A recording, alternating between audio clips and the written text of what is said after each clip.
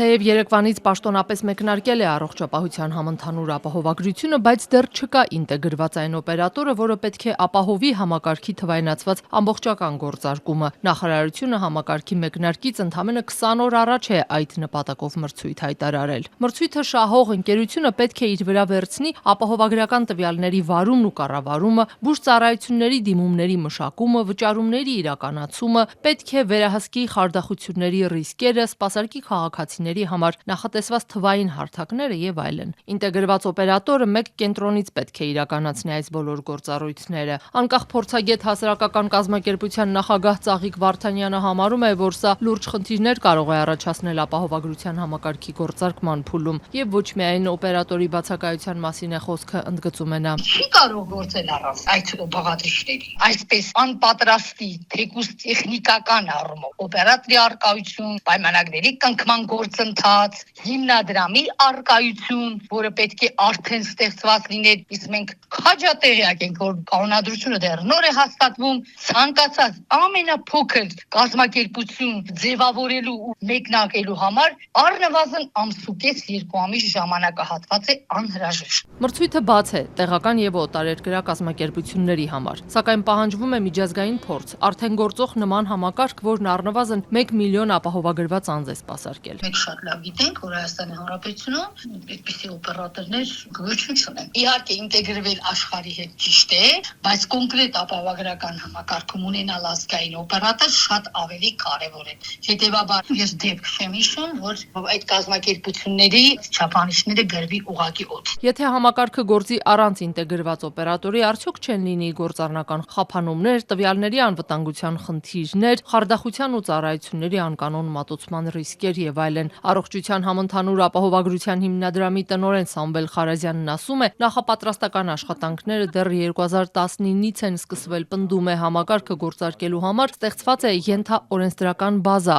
Արմեդ համակարգով էլ սպասարկվելու է ապահովագրված անձանց ռեգիստրը։ Իսկ օպերատորի համար մրցույթն ըստ նրա հայտարարել են, որովհետև Հայաստանի ապահովագրական մոդելը թվային համակարգի մեծ բազա է պահանջում ու կարևոր է միջազգային փորձառու կազմակերպությունների մասնակցությունը։ Եվ դեպքերի կառավարման եւ ֆրոդ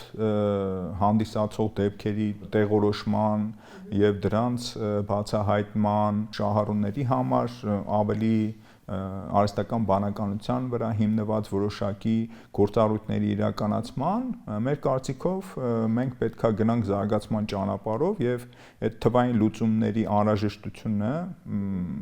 այս պահին ցանկացած ոլորտում դա շատ կարևոր է ու մենք էլ կարծում ենք, որ առաջատար փորձը կիրառելը մեր համակարգի համար, մեր շահառուների համար շատ նպաստավոր կլինի, նաև մեր համակարգի համար ծախսարդյունավետ միջոցներ, մեթոդներ կներառի։ Եթե կարևոր է, պետք է շուտ արվեր, ասում է փորձագետ Ծաղիկ Վարդանյանը։ Խարազյանի նշած Արմեդն էլ հեռախոսային հավելված է։ Այն նախատեսված է քաղաքացիների համար ապահովագրության հաշվառման, ապահովագրական վկայականների ստացման, ծառայությունների պահանջների ներկայացման եւ այլ թվային հնարավորություններ ապահովելու համար։ Այսինքն Արմեդը օպերատոր չէ։ Այս օրերին Facebook-յան փակ խմբերում հատկապես հաշվապահներին հետաքրքրող հարցերից մեկն էլ այն է, թե հավաքագրված միլիարդավոր դրամներն ինչպես են տնօրինվելու, եթե առողջության համընդհանուր ապահովագրության հիմնադրամն ամբողջությամբ ձևավորված չէ, կառուցվածքը հաստատված չէ։ Փորձագետ Ծաղիկ Վարդանյանը, որ կարևորում է ապահովագրության համակարգի ներդրումը, այստեղ էլ է ռիսկեր տեսնում։ Մեզ ինչ է ասում, երբ որ այս բաղադրիչները դեռևս չեն գործում, ռեգիստր չունեն, ինչքան կազմակերպություններ են բավականին ծիծատ ինֆորմացված, թե ինչ պետք է անեն, ոնց պետք է անեն։ Եթե մինչև 2025 թվականի դեկտեմբերի 31-ը որևէ մեկը տեղյակ չի ծառայությունների փաթեթի գներից,